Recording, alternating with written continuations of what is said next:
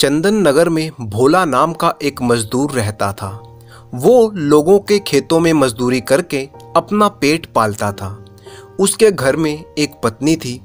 दोनों पति पत्नी गरीबी की हालत में अपना जीवन गुजार रहे थे। भोला का जैसा नाम था वैसे ही वो स्वभाव से भी बहुत ही भोला और सीधा साधा था। कड़ी मेहनत करने के बाद भी उसका गरीबी में ही जीवन गुजर रहा था। भोला की पत्नी एक चालाक और समझदार औरत थी। एक दिन भोला गांव की सड़क पर चला जा रहा था और अपनी गरीबी से बहुत ही परेशान वो कुछ बड़बड़ाता हुआ चल रहा था। वो बोला, हे भगवान, आज मुझे 100 रुपए की बहुत सख्त ज़रूरत है। अगर मुझे ये 100 रुपए मिल जाएं तो मैं उसमें से 10 रुपए किसी गरीब भिखारी को दान में दे दूंगा। बस यूं समझो कि जैसे भगवान ने उसकी बात सुन ली हो। तभी राह चलते उसे एक पुरानी सी थैली मिली। भोला ने उस थैली को उठाया तो उस थैली में पूरे 100 रुपए थे। ये देखकर भोला बहुत ही खुश हो गया और भगवान को धन्यवाद देने लगा। वो घर की तरफ चल पड़ा। तभी उसे याद आया कि उसने इसमें से 10 रुपए किसी भिखारी को दान में देने हैं। उसने उन पैसों में से 10 रुपए निकालकर अलग कर लिए। जल्द ही उसे एक अंधा भिखारी उसकी तरफ आता हुआ दिखाई दिया। भोला ने सोचा कि इसे ही 10 रुपए का दान दे देता हूँ। भोला उस अंधे भिखारी के नजदीक गया और उस भिखारी को उसने 10 रुपए दान में दे दिए। अंधे को विश्वास ही नहीं हुआ तो उसने पूछा, आपने मुझे 10 रुपए दान में क्यों दिए? इतने पैसे तो आज तक मुझे किसी ने नहीं दिए। भोला ने कहा, मुझे भगवान ने 100 रुपए इसी शर्त पर दिए हैं कि मैं इसमें से 10 रुपए किसी गरीब को दान दे दूं। अंधे ने कहा, भगवान आपको सुखी रखे। मेहरबानी करके आप अपना सारा पैसा मुझे दिखा सकते हैं? मैंने जिंदगी में कभी 100 रुपए नहीं देखे। कम से कम महसूस तो करने दीजिए। भोला को इसमें कोई भी चालाकी नहीं लगी, सो उसने वो पैसों की थैली भिखारी के हाथों में दे दी। बेचारा भोला क्या जानता था कि अब क्या होने वाला था। पैसों की थैली हाथ में आते ही वो अंधे भिखारी ने थैली को कसकर पकड़ लिया और ऐसे दिखाने लगा जैसे ये उसी के पैसे हों। तभी भोला उसके इरादे को भांप गया और उसने अपनी थैली छीन ली। थैली हाथ से जाते ही वो अंधा भिखारी जोर जोर से चिल्लाने लगा। उसने शोर मचा दिया, बचाओ बचाओ, ये आदमी चोर है। ये मुझ अंधे का सब कुछ छीनना चाहता है। सब लोग इसे पकड़ लो, मैं इससे लड़ नहीं पा रहा हूँ। आसपास जाते लोग चिल्लाए, क्या बात है, क्या किया इसने? भिखारी बोला, ये मेरा पैसा छीनना चाहता है। देखो, इसके हाथों में मेरी पैसों की थैली भी है। इसमें पूरे 90 रुपए हैं। चाहो तो गिन लो, मैं सच बोल रहा हूँ। लोगों ने भोला को पकड़ लिया और उसकी थैली में रखे पैसे गिनने लगे। वो तो वाकई 90 रुपए थे। लोगों को भिखारी की बात पर विश्वास हो गया और उसको पैसे थमा दिए। भोला ने इस बात का विरोध किया पर सब बेकार। लोग उसका विश्वास ही नहीं कर रहे थे। उसने लोगों को पूरी कहानी बताई परंतु किसी ने मानी ही नहीं कि ये कैसे हो सकता है। भोला बेचारा मायूस सा चेहरा लिए घर की तरफ लौट गया। जब वो घर पहुंचा तो उसने अपनी पत्नी को सारा किस्सा सुनाया। पत्नी ने कहा, तुम भी कितने बेवकूफ हो कि तुमने उस भिखारी को अपने पैसे दिखा दिए। तुमको अभी भी उस अंधे भिखारी की चाल समझ में नहीं आई। तुम यहाँ लौटकर चले आए। जाओ और जाकर उसका पीछा करो, देखो कि वो ये पैसे कहाँ रखता है। भोला तुरंत ही बाजार वापस गया। वहाँ उसको वो अंधा भिखारी मिल गया। वो भिखारी धीरे धीरे शहर से बाहर की तरफ जा रहा था। वहाँ पर एक पुरानी सी सुनसान सी सराय थी। शहर से दूर होने के कारण सराय में कम ही लोग आते जाते थे। ऐसा मालूम पड़ता था कि बहुत दिनों से यहाँ कोई आया नहीं होगा। वो भिखारी सराय के अंदर चला गया। सराय के अंदर पहुंचकर वो एक जगह पर बैठ गया। कुछ देर बाद उसने चारों तरफ देखकर कहा, यहाँ तो कोई नहीं है। फिर भी यह यकीन करने के लिए कि वहाँ कोई नहीं था, उसने अपनी डंडी को अपने चारों तरफ मारा और फिर बोला, हाँ, यहाँ कोई नहीं है, ये जगह सुरक्षित। फिर वो सराय के एक कोने में गया।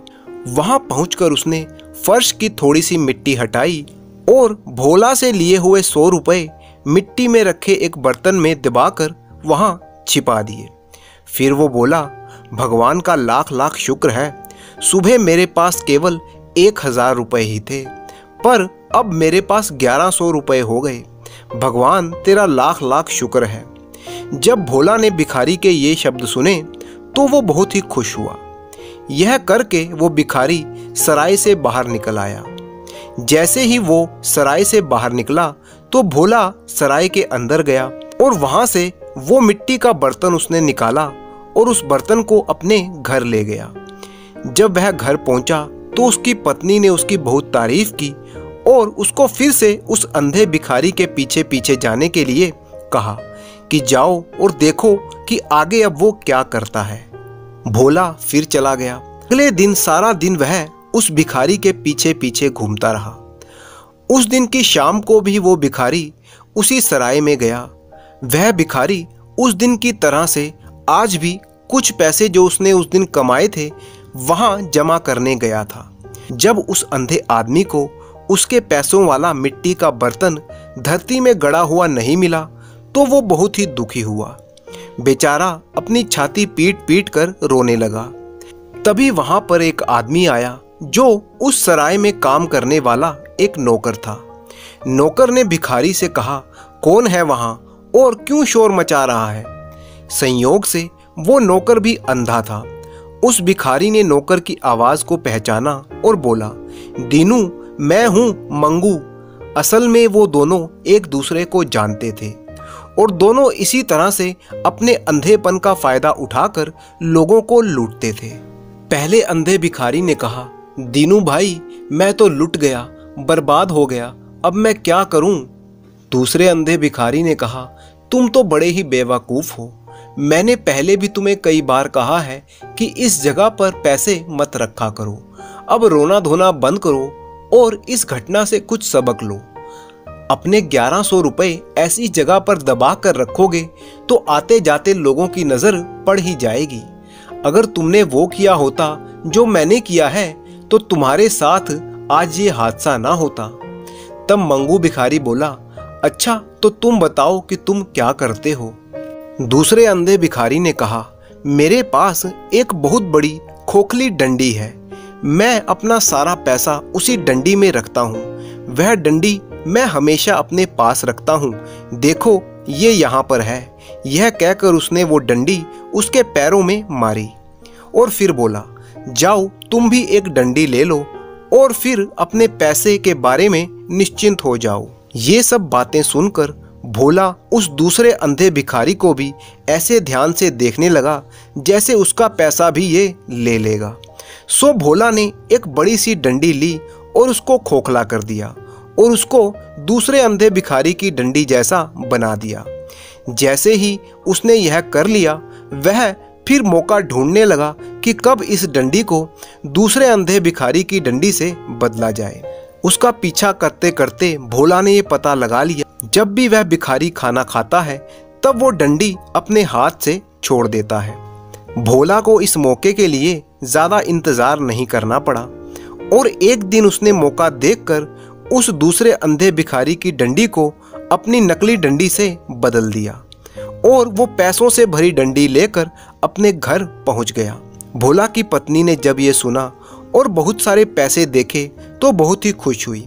उसने अपने पति से कहा, अब तुम फिर से जाओ और देखो ये दूसरा अंधा भिखारी अब क्या करता है। हो सकता है तुम्हें कुछ और खजाना हाथ लग जाए। भोला ने अपनी पत्नी का कहना मान लिया और फिर से उस दूसरे अंधे भिखारी की तरफ चल दिया। वहां जाकर वह क्या देखता है कि उसके पास कोई तीसरा अंधा भिखारी बैठा हुआ है। असल में ये 3 अंधे भिखारियों का एक गिरोह था जो लोगों को लूटते थे। अब दूसरे वाले अंधे भिखारी ने तीसरे भिखारी को अपने पैसे खो जाने की बात बताई और उसके सामने रोने लगा। तब तीसरे भिखारी ने कहा, तुम्हारी बेवकूफ़ी की वजह से ही तुम्हारे सारे पैसे गए हैं। अब तुम मेरी बात सुनो कि मैं अपने पैसों का क्या करता हूँ। मैंने अपना सारा पैसा अपने कपड़ों में सिलवा कर रखा है, वहां से मेरा पैसा कौन ले सकता है। मेरी सलाह मानो तो तुम भी ऐसा ही कर लो। जब भोला ने उस तीसरे भिखारी के ये शब्द सुने तो वह तुरंत ही वहां से भाग गया और मधुमक्खियों से भरा एक छत्ता खरीद लाया। उसने उस छत्ते को मिट्टी के एक बर्तन की तली में लगा दिया। छत्ते के ऊपर उसने काफी सारा शहद रख दिया। इतना करके वो हंसने लगा और बोला, हा हा हा, उसको डराने के लिए तो इतना काफी है। फिर वो उस तीसरे अंधे भिखारी के घर पर गया और फिर उसे वो शहद से भरा हुआ बर्तन दान में दे दिया। वो तीसरा भिखारी बहुत ही खुश हुआ और भोला को आशीर्वाद देने लगा। बर्तन देकर भोला वहां से चला आया, पर वह अपने घर नहीं गया। वह उस भिखारी के घर से ही थोड़ी दूर जाकर इंतजार करने लगा कि कब वह शहद खत्म करता है।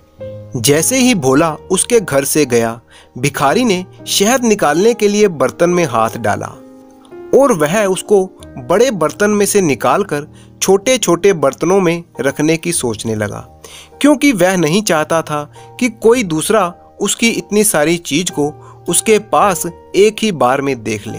उसने शहद से एक दो छोटे बर्तन ही भरे थे कि उसका हाथ शहद की बजाय मधुमक्खियों के छत्ते से जा टकराया। मधुमक्खियों को उसका ये व्यवहार बिल्कुल भी अच्छा नहीं लगा।